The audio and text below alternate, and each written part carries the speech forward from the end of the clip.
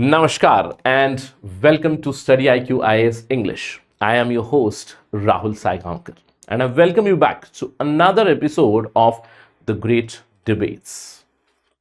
Constituent Assembly debates have been one of the most crucial and intellectually rigorous exercises in modern Indian history. These debates, they give us insight into the foundational values of our democracy. They give us a look into the minds of our forefathers and they tell us about the divergent opinions that were present in the Constituent Assembly.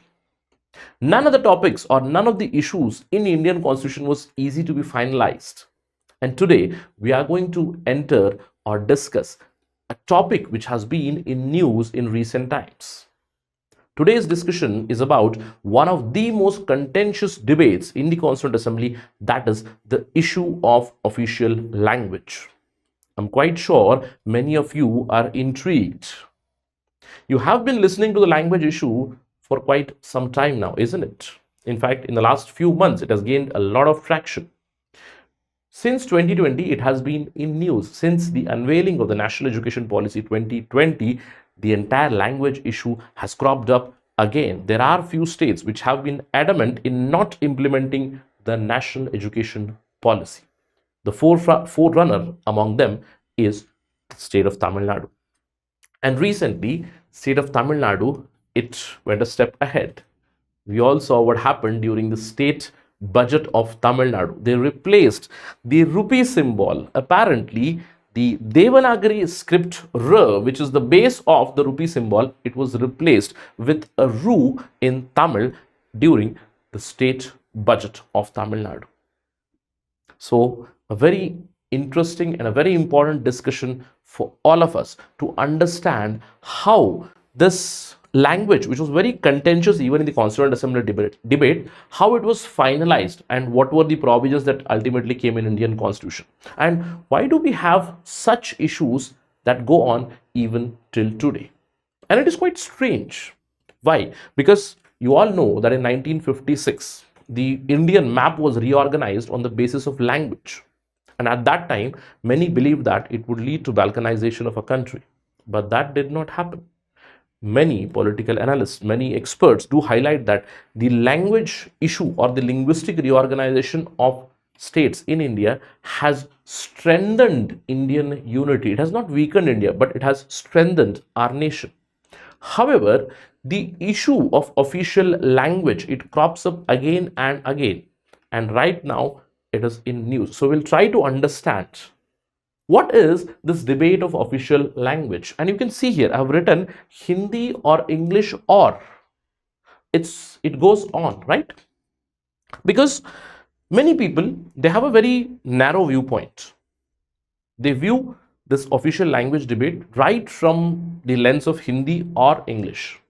They view it from the lens of Hindi imposition. Why? Because the majority population in India, especially the Hindi heartland, the Hindi belt, majority speakers are from Hindi. That means they speak Hindi, and especially the southern part or the people who are south of Narmada, they do think that Hindi is being imposed on them.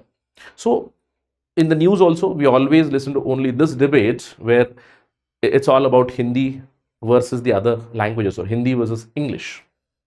But today you are going to broaden your horizons and understand the debates from Constituent Assembly, where we will get to know about the diverse views. Was it just Hindi which was being debated?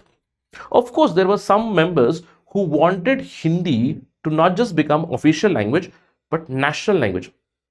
Please let me highlight it now itself. There is no national language for India. You get the point? Nobody knows that, because I'll be telling you about a case reference also where it has been enunciated by the Apex Court that it's not a national language. So many people think that Hindi is a national language. There is no national language for India. We are not a country which is based on a specific language trait. If we were that, we would be Europe. You do understand, India can be compared to European continent, and in Europe you find so many countries which are linguistic based. For example, France is like Tamil Nadu of Europe, isn't it? The French people are extremely proud and they love to converse in French. So their identity is French language, French culture. Similarly, Germany is German language. You have different languages in European continent, because language was one of the key idea, or language was one of the key characteristic or the identity that on the basis of which the entire country was formed. But India was not that. In India, we have had diversity right from before. India is a diverse land where you have different languages, different creeds, different faiths, different castes, so much of diversity in our country. That is why we say India has unity in diversity, isn't it? So some people, they highlighted that Hindi should be the official language, not just the official language, but national language as well. There was a debate regarding English as well. Again, English, can it become a national language? I wouldn't say it can become a national language ever for us. Yes, but it can become that language of communication, which we say lingua franca. That means people can communicate through a common language, English. And many people highlighted regarding this in the debates also that it's a foreign language because it was imported by the English, by the British, who ruled over us. And if we keep on this legacy of English, some people highlighted that it would be akin to being connected to the to that colonial hangover, or some sort of a language imperialism still staying in our country. There were others who batted for India's own language or ancient language, that is Sanskrit. And some people also highlighted some other languages. So let's dive into this debate and understand different viewpoints. As I told you, let's first talk about the pro-Hindi debaters or pro-Hindi people from Constituent Assembly debates. Then I'll take you into diverse views. One of the most passionate supporters of Hindi was R.V. Dhulekar. Raghunath Vinayak Dhulekar ji.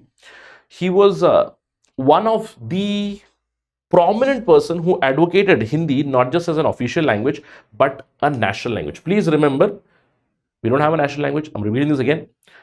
He said Hindi should not just be an official language, but it should also be a national language. He believed that Hindi was a language of majority, and he completely despised English, all right, because he thought that English is a colonial imposition and we should get rid of English as soon as possible. But it was not feasible logistically. You do understand, because the entire administration at that point of time was also connected with English. The entire judicial system was connected with English. So administratively, it would have been very tough to completely abandon English in 1950, I would say.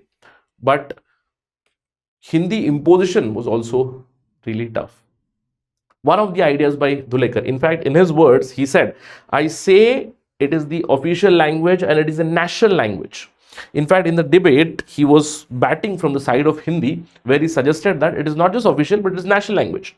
You may demur to it, you may demur it, you may belong to another nation. In fact, he said those who do not speak Hindi, they can leave the nation also. Right? So, but I belong to Indian nation, the Hindi nation, the Hindu nation, the Hindustani nation. I do not know why you say it is not a national language. Right? So very similar views like R.V. Dhulekar were also propounded by Seth Govind Das. Seth Govind Das, he also strongly supported Hindi in Devanagari script as the official language, because he believed that Hindi is the language of the majority. You do understand that the Hindi heartland, the majority population, it speaks Hindi. Hindi also has various dialects, you do understand, but he opposed predominantly the use of English language. Das was against the continued use of English because he views English as a colonial legacy. In his words, he said, if English continues in this country, then India will never be free in true sense.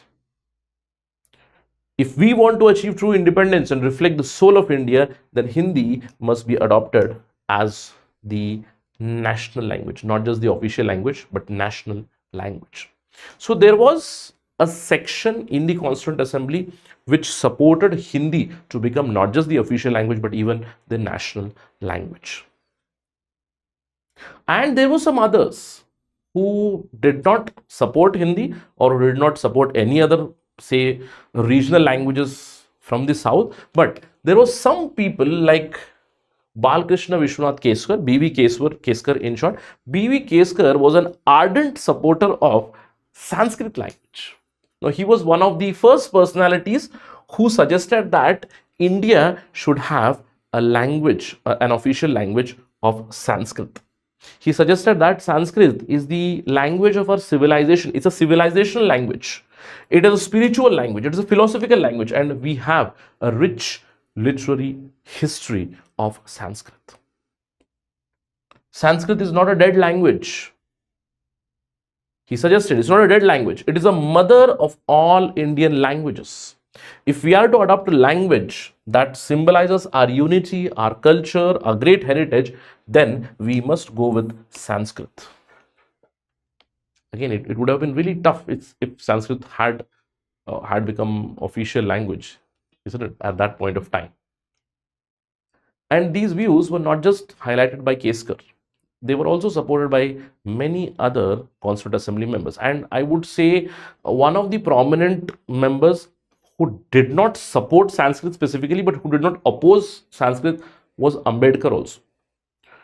In one of the Constituent Assembly debates, Ambedkar had suggested that if you wish, or if I wish, the ideal language for India, that would be Sanskrit. But that would not be feasible as of now. That was the thought of Ambedkar. He did not oppose Sanskrit. He believed that Sanskrit is one language which can unify North and South, which can end this debate of Hindi and other regional languages, because Sanskrit is the mother of all languages. Not just Keskar, but many people like P.V. Kane, S.N. Banerjee, D.V. Gundappa, they were also supporters of Sanskrit as the official language. So on one hand, there are people who wanted Hindi to become the official language, not just the official but national language. There are some people who wanted Sanskrit to be official language because it has a rich history in India.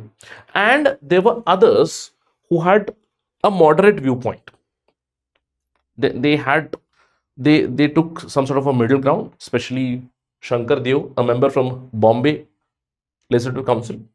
Now, he voiced a very balanced view, right? He said that India is a multilingual country and no language should be imposed on others. Again, Shankar Deo, he himself, I would say, swayed a little towards Hindi, but he said we need to respect all languages and it should not be imposed by using power from the central government. Language, if we impose language on others, it may lead to division in our country. If you look at his words, India is a multilingual country and we must respect all languages. Hindi should not be imposed on those who do not speak it. Let Hindi be accepted willingly, not out of fear or compulsion. And there were some other members like Frank Anthony. Frank Anthony was the Anglo-Indian representative in the Constituent Assembly and he was a supporter of English. Right? If you impose Hindi on non-Hindi speaking people before they are prepared to accept it, you will be digging the grave of India's unity. Very strong words by Mr. Anthony. He said, English may be a foreign language. Correct. It has been a foreign language. It has been brought by the foreigners. It has been brought by British. But it has become an instrument that has bound this nation together. Moreover, English has become a global language and we cannot stay away from English. That was the idea. So Shankar Deo had a balanced view. He said Hindi should not be imposed forcefully. Frank Anthony also had similar kind of views, but he also supported English. He suggested English is a global language and we cannot abandon it. Now, with respect to the other side of this language debate, on one side, people wanted Hindi. Some people had balanced viewpoint. Some people are supporting English. But from the southern part, people opposed Hindi. And one of the prominent members was T.T. Krishnamachari. T.T. Krishnamachari, he represented the southern Indian concerns. He warned against Hindi imposition. He said, if Hindi is imposed on non-Hindi speaking areas, it would be disastrous. If you look at his passionate appeal, he said, Sir, I would like to warn the protagonists of Hindi that they are embarking on a very dangerous path. And we saw how dangerous the path was in 1965. They are embarking on a very dangerous path. They are trying to create a kind of linguistic imperialism. And if you see this particular word, I think very recently MK Stalin has also suggested a similar kind of a term. It's not exactly linguistic imperialism, but he said Hindi imperialism or Hindi colonialism. That was a term he used, right? So, which will be resented by non-Hindi speaking people. We in the South are not very happy over the proposition of Hindi language. In fact, Krishnamachari very famously warned that imposition of Hindi would lead to disintegration of India. This was the southern viewpoint. Another southern leader from Andhra, N.G. Ranga, he also highlighted similar views. Narapati Gopalaswamy Ranga, N.G. Ranga, he opposed in making Hindi as the sole official language. He argued that if we make Hindi as the official language or the sole official language, it would alienate non-Hindi people. He highlighted that we must be very cautious in imposing Hindi on non-Hindi speaking people. Our South Indian people will feel that their interests are being sacrificed in the name of national unity. And he highlighted that language should not be a barrier. Language should be a bridge for unity. And if Hindi is imposed, then it would lead to fissures in our country. It would lead to, I would say, linguistic division in our country. That was the idea, not just of Krishnamachari, not just of N.G. Ranga, but many other leaders from South, like P. Subbarayan, S.V. Krishnamurti, Gopal Swami Iyengar, right? G.S. Iyengar, he also did not support Hindi imposition, but Gopal Swami Iyengar, he had, I would say, a little balanced viewpoint, and his views were in fact instrumental in coming up with what eventually happened in our Indian constitution with respect to official language. So what we saw is, we saw the Hindi supporters, we saw non-Hindi supporters or Hindi opposers for that matter, and a balanced viewpoint where some people highlighted English, some people highlighted a balanced view, some people also suggested Sanskrit as a language. But what ultimately happened, and to understand that, we need to get into views of Ambedkar and Nehru, who were the most prominent voices in the Constituent Assembly. Ambedkar did acknowledge that Hindi imposition has its issues. Ambedkar, he felt that we need to have a common language. Yes, I agree with that. But Hindi should not be imposed on people. As I told you, Ambedkar did not oppose Sanskrit. He did not oppose Sanskrit. He believed Sanskrit does not create conflict between North and South. But bringing Sanskrit as an official language, it had its own issues, isn't it? In words of Ambedkar, he said, a language does not become language of people just because majority speak it. It becomes a language because people accept it voluntarily, and that should happen with Hindi as well. In the meantime, Ambedkar also supported English. He suggested English may be a foreign language, but for many years, it has already become part and parcel of our administrative life, part and parcel of our intellectual life. So English cannot be abandoned in one shot. Similar views were also echoed by Jawaharlal Nehru. Jawaharlal Nehru, again, he was supporter of Hindi. First of all, you need to understand Nehru was supporter of Hindi. He himself being from the Hindi belt, I would say. So again, some people might argue, no sir, he's not from the Hindi heartland or Hindi belt, from Jammu Kashmir, etc. Let's not get into that debate, at least. So he highlighted that Hindi should become official language, but he also acknowledged that there is a lot of resistance which is coming from South India. So he supported Hindi to be brought in a phased manner. He highlighted that Hindi can become a link between all the people. In his words, we do not want an India where majority exercises its will over minorities. That is not democracy. The language question must be approached with tolerance. It must be approached with understanding and goodwill. So if English is to be replaced, Hindi must earn its place. Look at the words. Hindi must earn its place through confidence, not through compulsion. And eventually, same things were echoed by two people. Why am I discussing two other people here, K.M. Munshi and Gopal Swami Iyengar? Because ultimately what came into the Indian constitution regarding the official language finalization was something called as the Munshi Iyengar formula. Now, K.M. Munshi was also supporter of Hindi. Iyengar, he did not support Hindi completely, but both of them, they had the idea that at one point of time, there should be one common language which connects the entire country, and that can be Hindi, and we must give time for that to happen.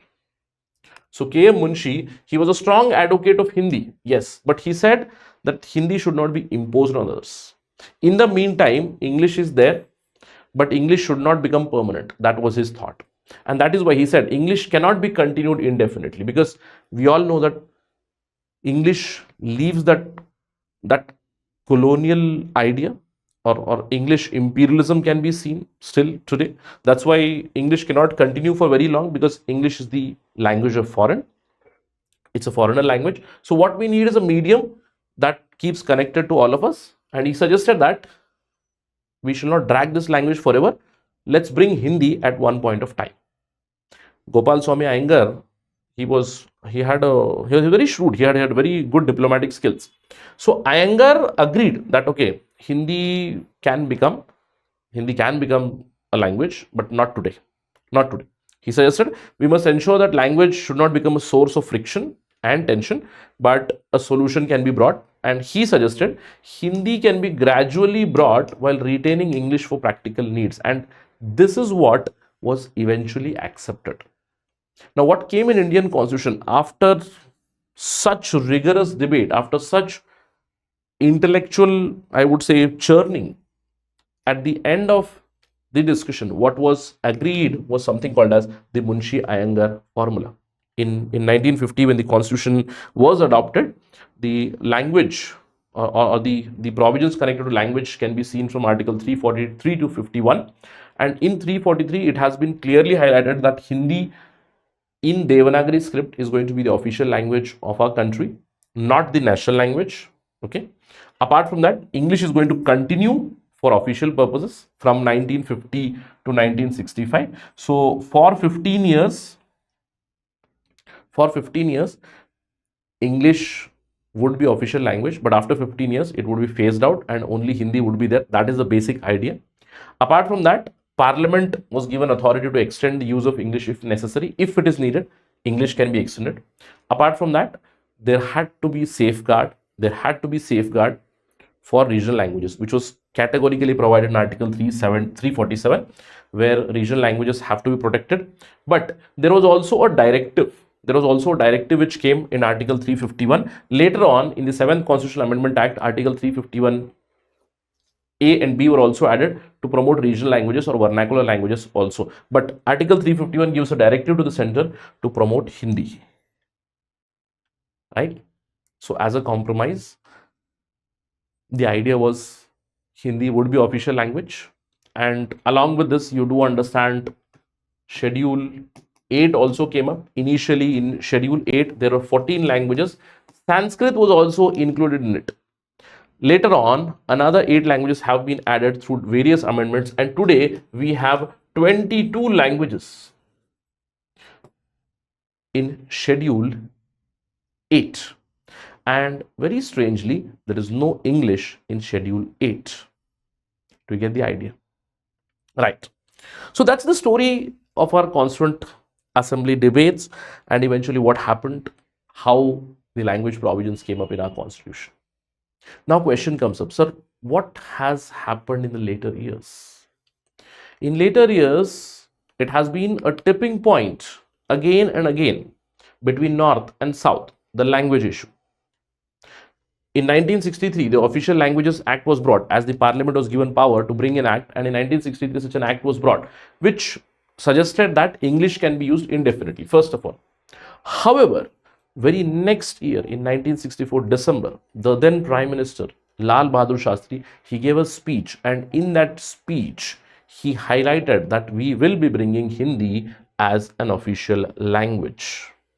Now this speech, which was delivered in 1964, it gave a clear-cut indication that the central government may be inclined more towards Hindi and pushing Hindi more and more. This became the flashpoint. In the early months of 1965, a protest erupted in Tamil Nadu. That time it was called Madras. So in Tamil Nadu, under the leadership of C.N. Annadurai, who was the head of DMK, Dravida Munnetra Kadagam, at that time, anti-Hindi protests started. They went on for months. In fact, they went on from January till I think March or April, almost 3 to 4 months. The protests went on, and these protests, they forced the central government to take a step back with respect to Hindi imposition. There were protests, there were slogans that Hindi down, Hindi imposition would not be accepted. The Hindi slogans or Hindi writings in Tamil Nadu were blackened, and we see such incidences even till today. So, because of these protests, although they started in Tamil Nadu, later on they received a lot of support even from the other South Indian states, that is Karnataka and Andhra Pradesh, at that time Kerala. So these states have their own regional languages, and they did not want Hindi to be imposed on them. Eventually, the government led by Lal Bahadur Shastri, they had to release a statement. They had to assure states like Tamil Nadu and other non-Hindi speaking states that they can continue with non-Hindi as long as possible, and they can continue with English as well. Similar thing was highlighted by Indira Gandhi government in 1961. An amendment was brought to the Official Languages Act 1963, and in this amendment it was legally assured to all the states which had a problem with Hindi imposition that English can continue indefinitely. So as of now, English is the official language indefinitely. Hindi is also official language. English can also continue indefinitely, because English had a limit of 1965, but now it has been extended indefinitely. Now this legal assurance, it allayed the fears of the states which are opposing Hindi and its imposition. However, there have been various incidents which have cropped up again and again. Indira Gandhi, acknowledging the issue of Hindi imposition, her government, it came up with a plan of education policy. Later on in 1968, national education policy was brought. The first national education policy, it created a concept of three language formula. That means every state, it is going to have a three language formula. That means in the government schools, in the schools in each state, three languages are to be taught. I have learned three languages. I had English, I had Hindi, I also had Kannada. Right? So national education policy, it suggested three languages would be Hindi, students would be taught Hindi, students would be taught English, and a regional language which would be up to the state. The similar idea was also reiterated by the Rajiv Gandhi government later on when the National Education Policy 1986 was unveiled. Later on, when in 1992 it was amended, similar idea was there that there would be English, there would be Hindi, and another regional language which would be taught to the students in the school.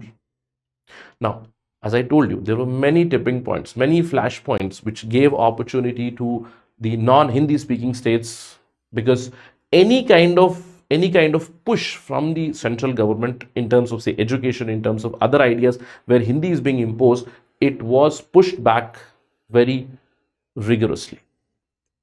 Tamil Nadu did not implement the national education policy. They did not implement this. It faced a stiff opposition from not just Tamil Nadu, there are other states as well. Tamil Nadu is one state, Tamil Nadu, Kerala, West Bengal, Karnataka, although Karnataka has implemented later on other states as well, right?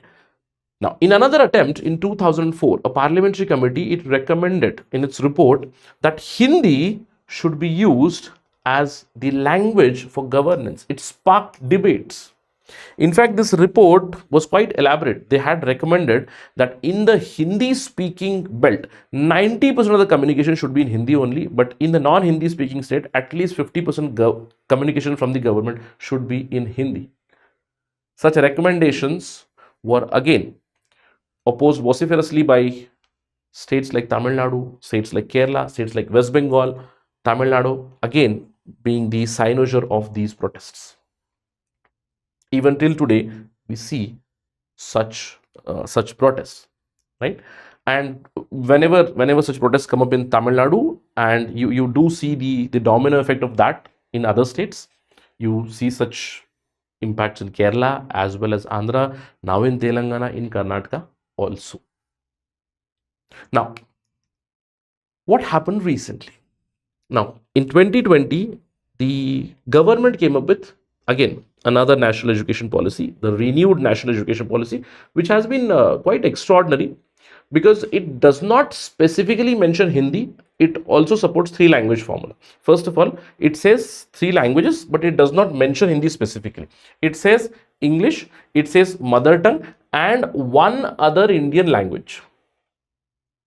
So, a national education policy has been praised by many scholars, especially for their push towards the vernacular languages.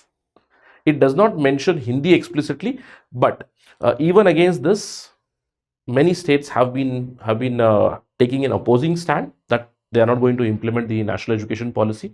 And recently, the education minister has highlighted that majority of the states in India have implemented national education policy with small amount of tweaks, etc. But more or less, many states have implemented it. Resistance does come from Tamil Nadu even till today. We have seen the language issue cropping up not just in the national education policy, but even in the UPSC examination. In the UPSC examination, you have only two languages. That means if you look at the preliminary paper or the mains paper, you have questions in English and in Hindi. There have been demands that other languages should also be included. There have been demands from different states regarding NEET, regarding the medical entrance examination, that question papers, etc., should be in regional languages as well. So initially, Tamil Nadu did not accept implementation of NEET. Now it has been highlighting that we are not going to implement national education policy. So why? Because there is a perception that Hindi is being imposed through the national education policy, although it does not specifically mention Hindi. Again, as I told you, the Tamil Nadu Chief Minister M.K. Stalin has criticized national education policy, and he has used the term Hindi colonialism. You remember the words of T.T. Krishnamachari, linguistic imperialism. Similar kind of sentiments can be seen here. Similar kind of ideas are echoed by M.K. Stalin as well.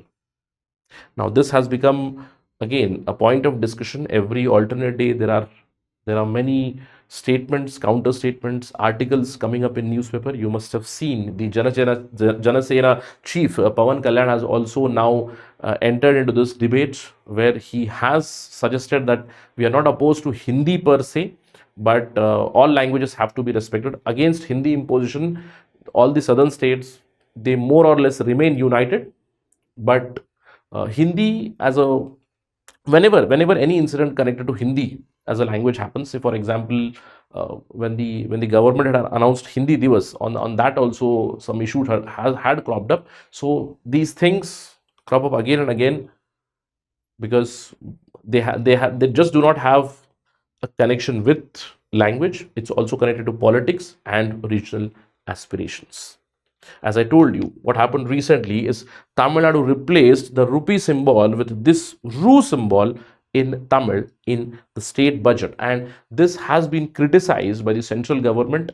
The finance minister has criticized this move and has uh, has said that these reek of secessionist tendencies, or these ideas, they are very dangerous, and they move towards the idea of secessionism, right? So that is the standing as of now in terms of the official language. As I told you, Hindi is the official language. There are 22 languages in Schedule 8. English is also official language indefinitely. There is no national language for India, and it has been enunciated in the court as well. Because I have to end the discussion with the ultimate interpreter of Indian Constitution, the arbitrator, the final authority to interpret Indian Constitution. That's our judiciary. Now, in various cases, judiciary has also given their ideas. Say, for instance, in 2010, in Suresh Bhai Kachadia versus Union of India case, Gujarat High Court has clearly highlighted that Hindi is widely spoken. Hindi is the official language. Majority people speak Hindi, but it is not officially national language of India. This has been highlighted in the courts as well. Apart from that, regarding the question of the judiciary, Supreme Court has had a very clear viewpoint. There have been different petitions which had been filed in different high courts that the judgments, etc., and the proceedings, they can happen in regional languages as well. And in one of the most prominent cases, the apex court in India, in Gujarat High Court Advocates Association versus Union of India in 2012 itself, Supreme Court has clarified the language of the judiciary is going to be English, because without this, they looked into different dimensions and they suggested that English judgment and English proceeding will be authoritative, because they do not want confusion in terms of regional languages. It doesn't mean that other high courts do not have regional languages. They have regional languages, but English still remains the official language of Supreme Court and the high courts, and that would be the authoritative language. In say, if there is any confusion with respect to translation, the English meaning or the English version would take precedence in any of the proceedings of high courts. In Supreme Court, you have English as the language only. In many high courts, there are provisions that by governor's notification, etc., another regional language can also be a part of the proceedings or part of the documentation in high courts, but language of the higher judiciary is still English only. That's the standpoint till today. So please keep a track of this language issue. It becomes very important for all of you from mains perspective. I hope that this particular edition of Great Debates was interesting and fruitful for you. If you have any queries, if you have any suggestions, if you have, again, any complaints, or if you simply want to reach out to me, you can follow me at this ID at RahulSai222 on Instagram. This is my number also. You can drop a message, WhatsApp and Telegram. And this is my Telegram channel where I will be providing this PDF. You can also check it out. I also host interesting information there. Maybe you can join if you want. All right. Thank you very much for watching this discussion. I'll see you again in another episode of the Great Debates. Till then, stay safe and stick to your schedule. Thank you again. Jai Hind.